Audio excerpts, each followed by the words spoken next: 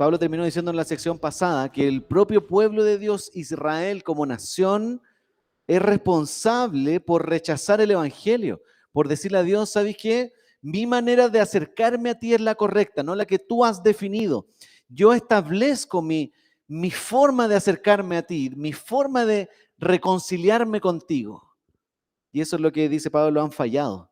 Han buscado la justicia propia, sus propias obras y méritos para alcanzar a Dios y no la manera en que Dios lo estableció, a través de un regalo. Los regalos por esencia son gratuitos, no sé si sabías eso, pero solo hay que recibirlo y decir gracias, te necesito, perdón, un arrepentimiento y humillación ante mi actitud indiferente a Dios. Pablo dice, no, los judíos prefirieron la otra manera, la manera difícil en un sentido, no la manera más fácil, pero que por un lado también es muy difícil. Pablo nos dijo, tuvieron toda la información los judíos, mi pueblo dice, quiero que sean salvos, tuvieron toda la información. Tuvieron todos los profetas del Antiguo Testamento que le anunciaron vez tras vez lo que tenían que escuchar, tenían que arrepentirse. Entendieron.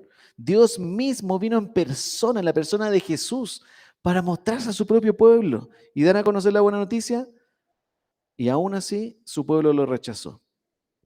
Por eso Pablo comienza esta sección del capítulo 11 diciendo, ¿Dios rechazó a su pueblo entonces? Como conclusión, si esto está pasando con la nación judía, quiere decir que Dios rechazó a su pueblo, no está ni ahí con los judíos, no le interesan los judíos finalmente.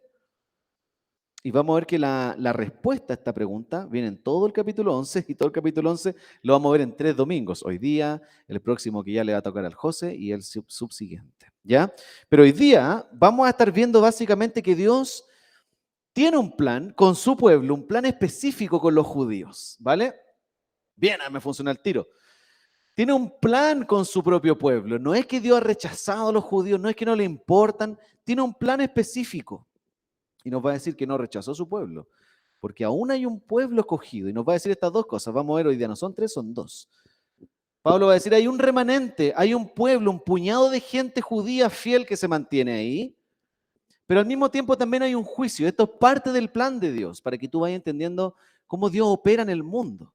Hay un pueblo judío fiel, aunque pareciera que no, pero también hay un juicio que Dios emite contra su propia nación. Esas dos cosas vamos a ver. Súper sencillo, siempre digo lo mismo, pero no por eso es fácil. Pero mira, los primeros versos ahí te voy a ir explicando por qué digo que hay un remanente. Quizá es una palabra nueva para ti si no estás habituado a entender a conceptos bíblicos. ¿Qué es un remanente? Bueno, vamos a meternos a eso para que entiendas. Pero los primeros versos, 1, verso 2 específicamente, Pablo va a poner argumentación para decir Dios no ha rechazado a su pueblo. ¿Por qué? Porque yo soy una demostración, dice Pablo, de que Dios no nos ha rechazado. Yo mismo soy la muestra de eso. Mira el verso 1, dice Pablo. Por lo tanto, pregunto, ¿acaso Dios rechazó a su pueblo? De ninguna manera.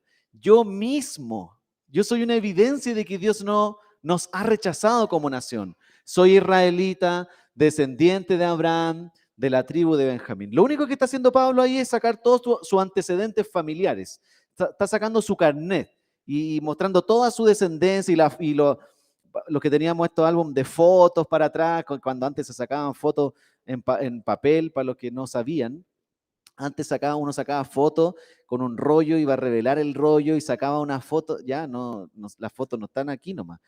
Y uno guardaba, mi abuelita tenía cerros de estas cositas chicas así, metía ahí fotos dentro, como álbumes de fotos, ya, lleno. Lo que está haciendo Pablo es sacar ese álbum de fotos y dice, mira, qué lindo me veía ahí en esa fotito. Y yo soy descendiente de Abraham, soy de la tribu de Benjamín, todos sus antecedentes familiares para atrás, para mostrar que él es una prueba de que Dios no ha rechazado a su pueblo, porque aquí estoy yo, siendo parte del pueblo de Dios.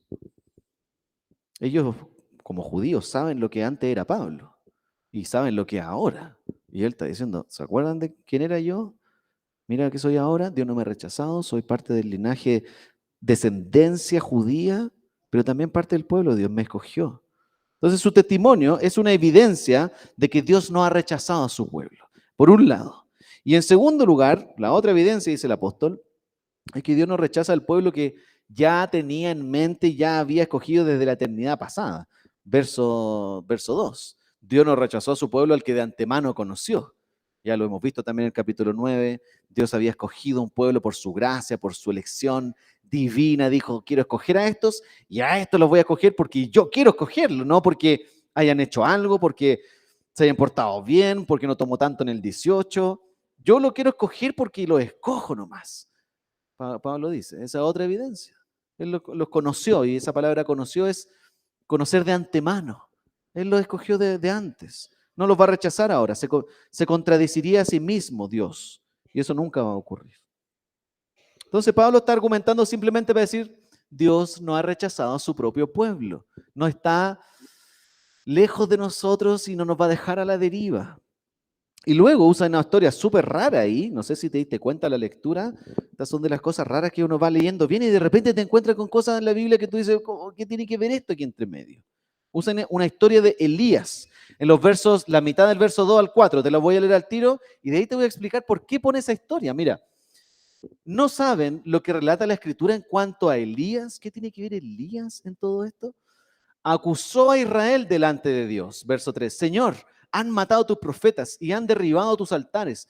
Yo soy el único que ha quedado con vida y ahora quieren matarme a mí también. ¿Y qué le contestó la voz divina? He apartado para mí 7,000 hombres, los que no se han arrodillado ante Baal. ¿Qué tiene que ver esta historia de Elías acá? Lo que Pablo está haciendo es citar Primera de Reyes 19.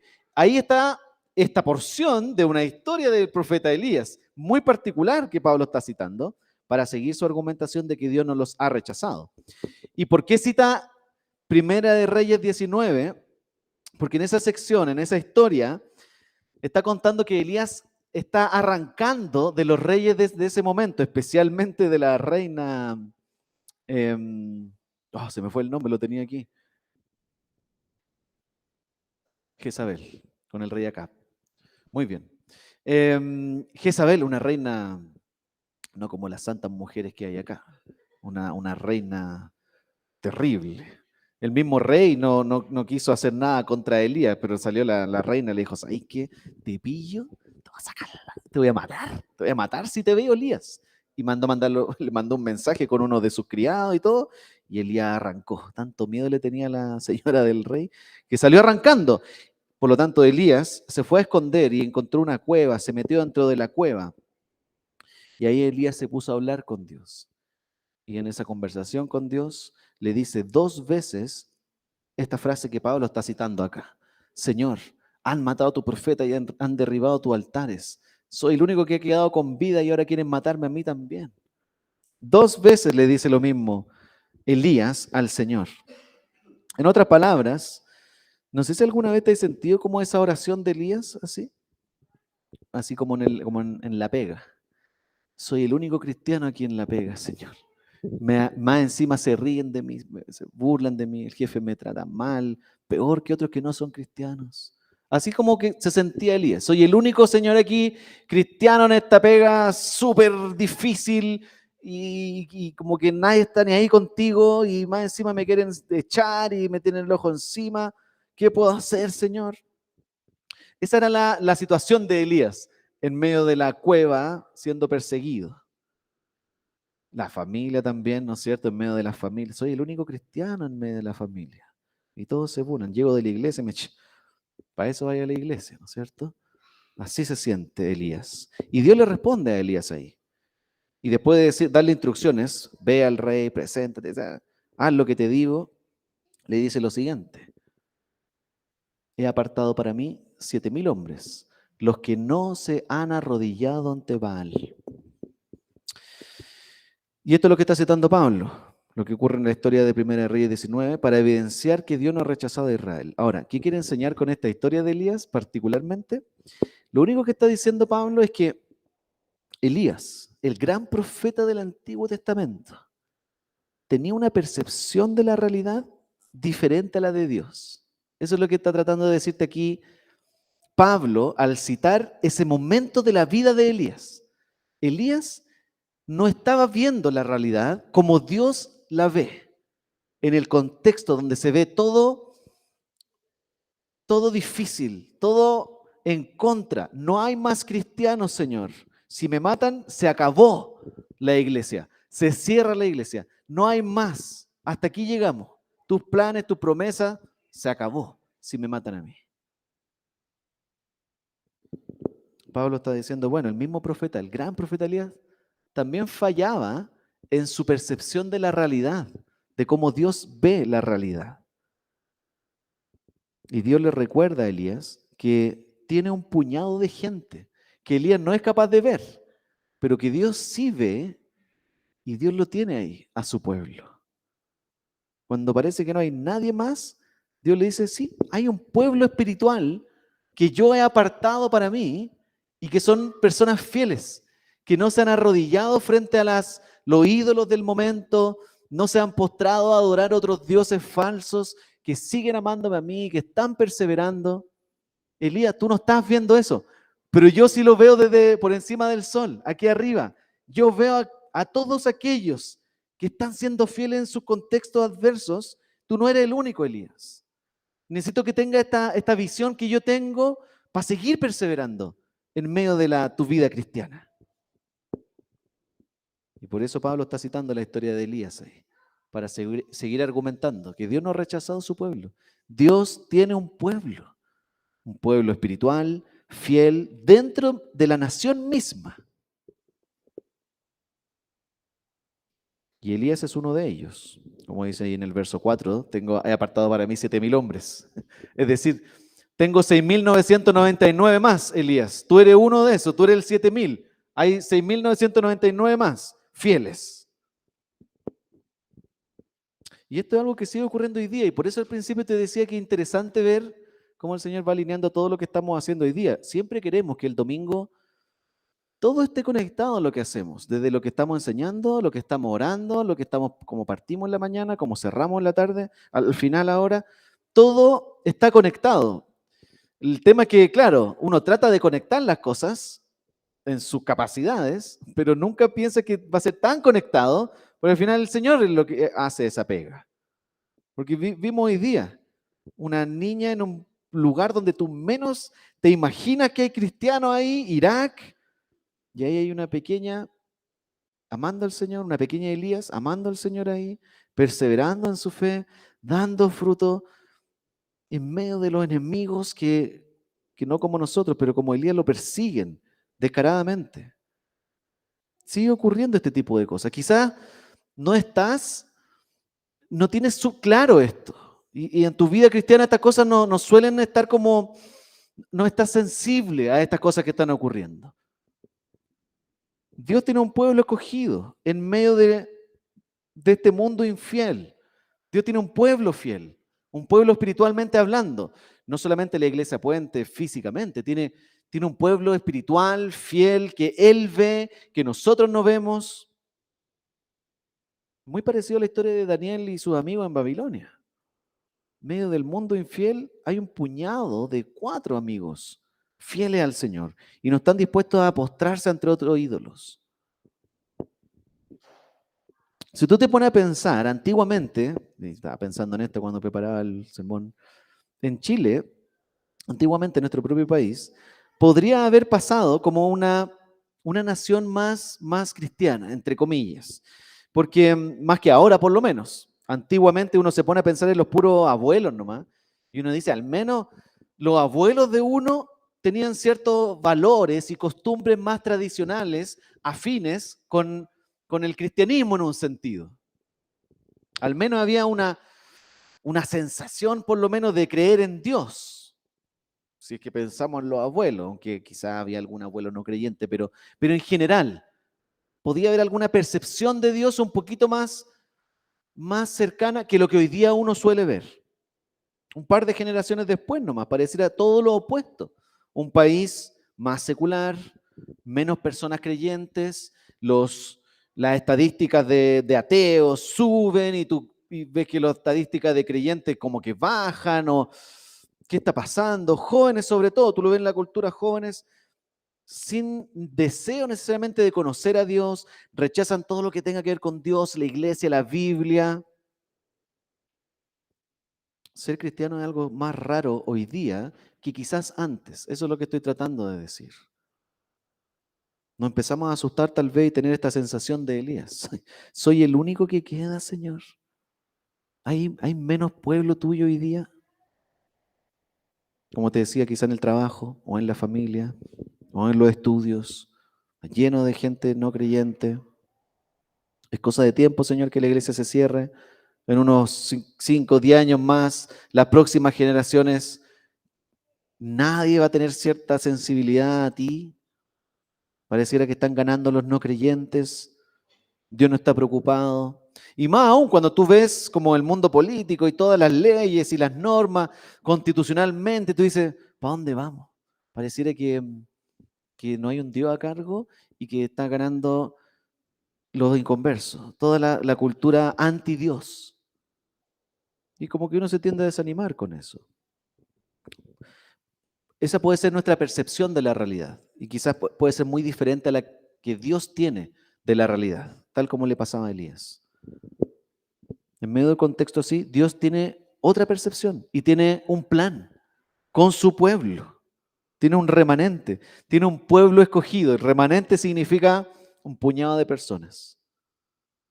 Tiene una iglesia invisible que tú no la logras ver. Tú puedes ver aquí una iglesia puente, puedes ver gente sentada aquí, pero esa no es la iglesia, esos no son los términos, hay términos teológicos que ocupan los especialistas. Dicen, hay una iglesia visible y hay una iglesia invisible. La iglesia visible es esta, la que tú ves aquí, gente sentada que asumes que todos son cristianos. Pero los teólogos dicen, hay una iglesia invisible, que es la verdadera iglesia, la que Dios sabe que es su iglesia. Los creyentes verdaderos, genuinos, que dentro de este grupo hay una iglesia invisible. No todos son cristianos necesariamente, no todos creen en Dios, no todos están viviendo para Jesús, no todos están siguiendo a Jesús. Entonces, dentro de la iglesia Puente hay una iglesia invisible. Hay un remanente fiel que no dobla su rodilla ante los ídolos de la cultura hoy día. Y ese pueblo, dice Pablo, es posible únicamente por la gracia de Dios. Así es en el 5 y 6. Así también hay en la actualidad para Pablo y en la actualidad para nosotros, un remanente, un pueblo escogido por gracia. Y si es por gracia, ya no es por obra, porque en tal caso la gracia ya no sería gracia. Parece trabalengua. Pero lo que Pablo está diciendo, si dependiera de las obras del pueblo, no habría pueblo, no habría remanente. Es solo por la gracia de Dios que existe un puñado de gente. Hoy día son más de 7.000 probablemente. En el tiempo de Elías, Dios le dijo, hay 7.000 fieles, 7.000 verdaderos, genuinos que perseveran. Hoy día deben haber más de 7.000 después de tantos siglos. Pero comparado con todo lo que quizás existe en el mundo, se ve más pequeño. Pero Dios sabe quiénes son, su propio pueblo. Y esto es tremendamente animante, amigos. No sé si te anima, espero que después del 18 esto te anime. Tanto para Elías allá era animante y tanto para nosotros acá es animante. En una de las comunas más grandes de Chile, Puente Alto, hay una pequeña iglesia Puente. De hecho, así comenzó la iglesia Puente, hace 6 años atrás. 12 personas, 7, 8, 9 años atrás, el 2015 partimos. Un pequeño remanente, un pueblucho de gente, 12 personas que dijimos, vamos a poner una iglesia a Puente Alto, vamos a poner una iglesia a Puente Alto. Y empezamos en un living, en un comedor de un hermano, después nos fuimos nosotros a vivir a la casa donde estamos, partimos en el comedor, apretujados ahí, leyendo la Biblia, orando por Puente Alto. Vamos a ver, Señor, obra tú, prepáranos, capacita nuestros corazones. Y ahí en el camino algunos iban bajando y dijimos, estos no son remanentes. No, pero son fieles hermanos también y se mantuvieron los verdaderos fieles. No, sí, son todos fieles. Pero fue cambiando el grupo, ¿no es cierto? Y después aparecieron otros remanentes, pequeños grupitos, vamos avanzando y de repente abrimos la iglesia allá en la casa, chiquitita, hay remanentes, 30 personas, la Eli tocaba la guitarra, yo me ponía al lado de la Eli y me pegaba ahí con el mango para predicar, pum, y nos peleábamos el escenario de 1,5 metros y gente venía a la iglesia y respondían a la gracia de Dios y escuchaban el llamado del Señor. Vamos, aquí nos quedamos, vamos conociendo al Señor, vamos sirviendo al Señor acá con este remanente. En medio de una gran comuna había un puñadito de gente fiel cada domingo, enseñando a los niños amándose, siendo comunidad, dando a conocer a Cristo fuera, en su lugar, en su contexto, etc. Y dentro de esa iglesia Puente, que hoy día es un poquito más grande de gente, hay un puñado de iglesia invisible. Y ese tú sabes con el Señor. Si tú eres parte de esa iglesia, ¿soy yo, Señor, parte de esa iglesia invisible que no se ve ahí? Si te haces esa pregunta, probablemente estás consciente de que sí eres parte del pueblo de Dios. El que no se pregunta eso porque no está ni ahí con Jesús. No necesito preguntarme eso. ¿Seré parte? Sí, probablemente sí eres parte del pueblo de Dios, la iglesia invisible. Y hay más, no somos los únicos que estamos aquí sentados. Como decía el lema al principio, está lleno de iglesias en Puente Alto. No anglicana, lamentablemente, no, pero hay otras iglesias y otras denominaciones, bautistas, presbiterianos y pentecostales. Hay más pueblo de Dios, fiel. Otras tradiciones, otras formas de vivir la iglesia. Pero están amando al Señor y están perseverando. Y ahí habrá dentro de esa iglesia visible de 1.500, 2.000 personas, habrá un puñado de gente genuina, fiel, la iglesia invisible ahí también.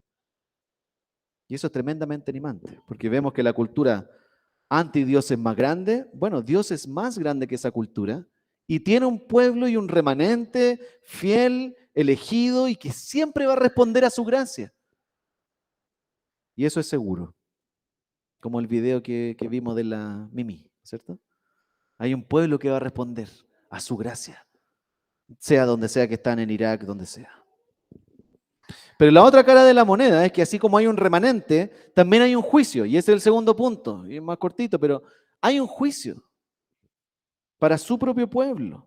Te voy a leer los versos 7 al 10 de una, para que veas el sentir de la palabra fuerte. Y ocupa muchas imágenes acá para despertar tu sentido y tu imaginación y digas, wow, qué fuerte esto.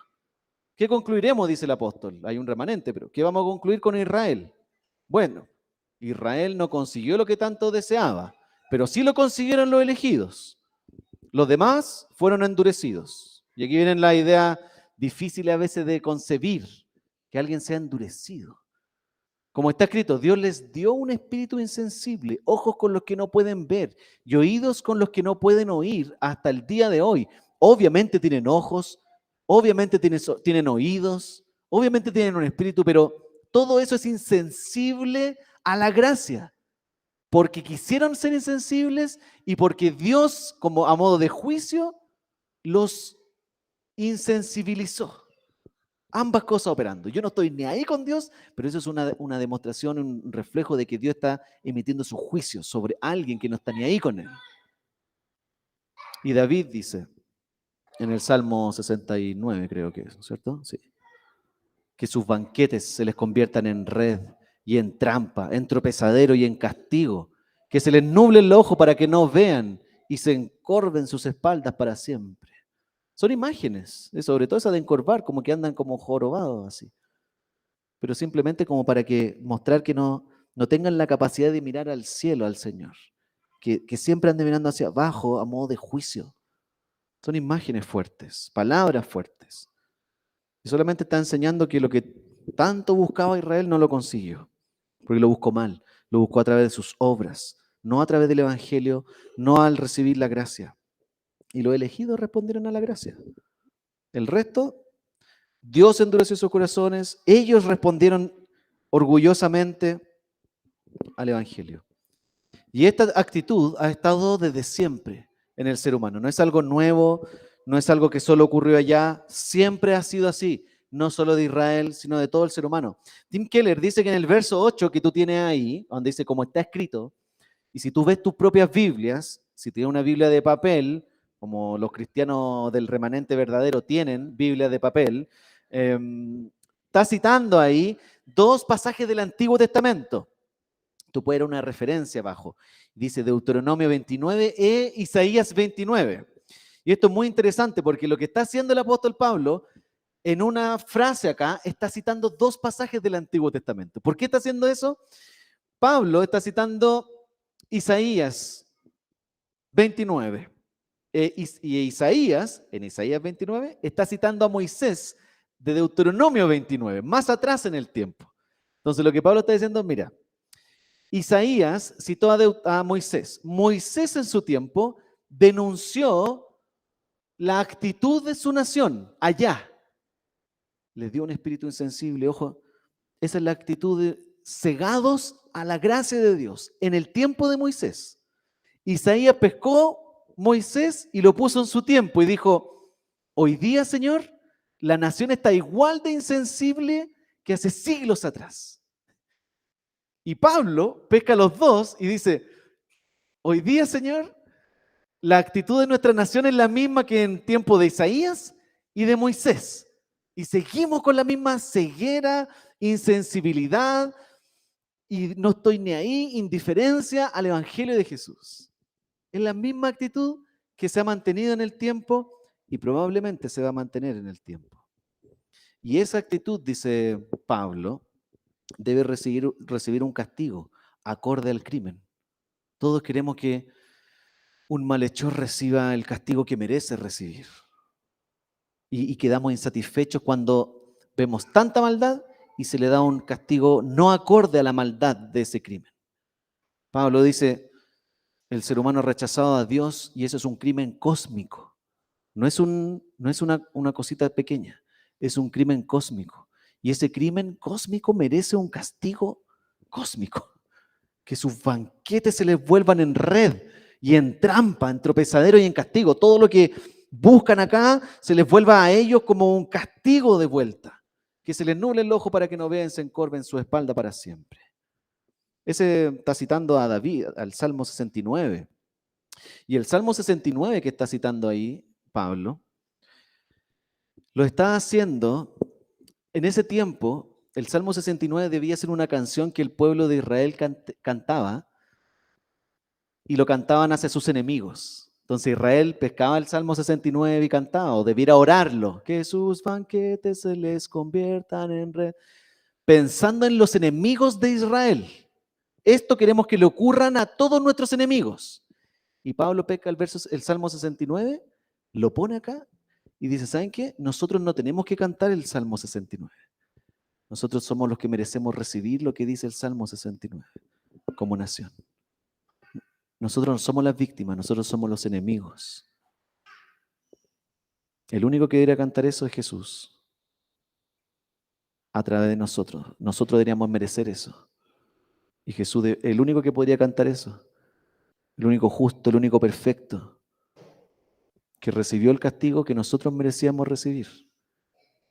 Y cuando venimos a Jesús y abrazamos a Jesús por fe, ya no merecemos recibir lo que dice esa canción del Salmo 69. Ya no merecemos, no recibimos el juicio, lo merecemos, pero no lo recibimos, porque Jesús lo recibió. En resumen, como dice el gran teólogo R.C. Sproul, algunos reciben gracia, otros reciben justicia, pero nadie recibe injusticia, dice Sproul. Algunos reciben gracia, como las personas del remanente escogido por gracia. ¡Wow! Señor me dio su gracia porque me la quiso dar y me rescató y me salvó por su gracia. Otros reciben justicia, han sido cegados, han sido insensibles, se le ha tapado los ojos y los oídos, reciben justicia, pero nadie recibe injusticia. Nadie puede terminar diciendo, Dios, eres injusto conmigo. Hay un remanente escogido por gracia, amigos. Hay un pueblo de Dios escogido por su gracia y que Él sostiene para perseverar fielmente en medio de un mundo infiel. Y hay otros que rechazan esa gracia y se vuelven orgullosos como parte del juicio de Dios. Dios, soy indiferente a ti, no quiero nada contigo. Esos son los dos tipos de personas que existen según el apóstol Pablo. Mi pregunta para ti es, ¿cuál eres tú de esas dos personas? ¿Soy de aquellas que ha recibido su gracia, ha abierto las manos, recibido su gracia y soy parte de su pueblo, su puñado remanente de gente que se mantiene fiel por la gracia de Dios? ¿O soy de las personas que rechaza esa gracia y que prefiere mantener su manera de relacionarse con Dios, porque eso es lo que a mí me conviene? ¿Cuál eres tú de esas personas? Hoy día esa diferencia de personas puede que no sea tan clara hoy día, porque vivimos en una cultura un poquito más aguachenta en estas diferencias. No es tan fácil decir, ese rechaza, no, ese sí, bueno, son palabras de elecciones, pero no es tan fácil verlo con Dios, ya quizás en las votaciones, este rechazó, pero con Dios no es tan fácil verlo, porque vivimos en una cultura donde todo sirve, todo abierto, y venga todo lo que de cualquier cosa. El otro día, de hecho, estaba viendo un programa en el 13 que me gusta mucho, de Jorge Said, y justo estamos hablando de Irak y todo. Jorge Said es un periodista que hace reportajes de guerra y de otros países y toda la cosa. Tiene un programa que se llama Buscando a Dios, muy interesante para que lo puedan ver. Son esos programas que dan súper tarde porque a nadie le interesan, pero son súper buenos. Entonces tienen que esperar que termine el reality desagradable y después podéis ver esos programas culturales enriquecedores. Y ahí Jorge Said entrevistó a un sacerdote musulmán porque andaba en Irán, no Irak, Irán. Y entrevistó a un sacerdote musulmán que le decía, y el sacerdote decía, el judaísmo, con acento árabe, ¿ya? El judaísmo, el islam, el cristianismo, el hinduismo y otras religiones son prácticamente lo mismo, vienen del mismo Dios. Y por eso debemos tolerarnos y no importan las diferencias. Y escuché esa frase y dije, oh, el sacerdote musulmán siendo súper tolerante, igual, todo es igual y todo sirve, no hay ninguna diferencia con ninguna de estas creencias. Esas son cosas que suenan súper lindas y me imaginaba, yo estoy en este programa ahora, cuántas miles de otras personas están en este programa y diciendo, todo me sirve, todas las religiones son iguales, da exactamente lo mismo. Yo quiero eso, se ve cool, se ve tolerante. Y así vimos las mismas culturas actuales hoy día. No importa tu religión, importa el amor. Como si lo que crees no define lo que eres y lo que haces. Y muchos cristianos empiezan a creer estas mismas cosas. Las diferencias se empiezan a volver sutiles. Entonces, no es tan fácil decir aquí, no, este creyente, es muy como diverso y como que está todo empañado y no sabéis quién es quién. Por un lado, el cristianismo va enseñando que si no cree en Jesús, va a terminar enfrentando el infierno eterno. Y eso es súper poco tolerante y se ve como anticuado. Mientras otros dicen, no, Dios lo ama a todos, así que no te preocupes, vive tu vida, al infierno no existe. Oh, sí, eso suena cool. Eso me gusta más. Después el cristianismo dice, no, tener relaciones íntimas fuera del matrimonio es pecado. Oh, qué intolerante, eso, me cargan esos mensajes. Entonces vienen otros mensajes y dicen, vive tu amor como quieras, conózcanse, prueben, no necesitan casarse, Dios los va a amar igual. Sí, es verdad, Dios los va a seguir amando, pero van a estar en una actitud opuesta a lo que Dios quiere. El cristianismo va a estar diciendo todo el rato, Jesús dio su vida para rescatarnos por nuestro rechazo a Él. Mientras otros mensajes van a decir, no, Jesús dio su vida para ser un buen ejemplo para nosotros. Entonces tenemos que seguir su ejemplo. Y ahí las diferencias empiezan a ser tan sutiles que todo me sirve al final. Todo es parecido. Y bueno, ¿cuál es la diferencia del cristianismo con otras cosas? Empezamos a tomar todas estas creencias, armamos nuestras propias ideas y creemos que estamos bien. Y suena a cristianismo. Pero al final no lo es. Y así probablemente está el pueblo de Israel, mezclando cosas, armándose su propia religión con Dios. Todo me sirve. Cuando Jesús viene a decir la verdad, llena de gracia y verdad, produce una división. Entonces es súper peligroso estas diferencias sutiles. Mucha gente puede parecer piadosa, querer agradar a Dios, pero puede estar completamente endurecida a la gracia de Dios. Me quiero ver bien por fuera, pero no entiendo su gracia. Entonces, ¿qué diferencia hay entre todas estas creencias? Yo creo que lo que Pablo está diciendo acá es que todas las diferencias están en la gracia de Dios. O buscas a Dios a través de tus esfuerzos, o buscas a Dios a través del esfuerzo y obra de Cristo. Esa es la gran diferencia entre el cristianismo y cualquier otro movimiento y religión que hoy día existe. El cristianismo lo único que dice, no busques a Dios por tus esfuerzos, Él lo hizo. Todas las otras religiones te van a decir, tienes que ser bueno, tienes que purificarte, tienes que limpiarte, tienes que portarte bien en la semana, tienes que pagar esto, etcétera. Y eso cambia toda tu manera de entender el cristianismo y lo va a diferenciar de cualquier otra ideología en este mundo. Una vez, y termino con esto, me entrevistaron unos hermanos, no para la tele, es una entrevista así como informal, en un cafecito, unos hermanos pentecostales para un estudio que están haciendo en su seminario, eran jovencitos, y nos juntamos acá en la Plaza Puente, porque necesitaban un pastor anglicano. Entonces, claro, quizá era el único pastor. Estaba como Elías, soy el único pastor anglicano aquí, señor, en Puente. Parece que si me matan a mí, el anglicanismo se muere en Chile. Y me entrevistaban y me hicieron estas preguntas. Y una de las preguntas era, pastor, ¿qué diferencia cree usted que hay entre las diferentes denominaciones? ¿Cuál es la gran diferencia entre todas las denominaciones que hay hoy día? Y dije, chuta, buena pregunta. Hay varias diferencias, de forma sobre todo, hay muchas diferencias de administración, cómo funcionamos, pero le dije, yo creo que la gran diferencia es la gracia.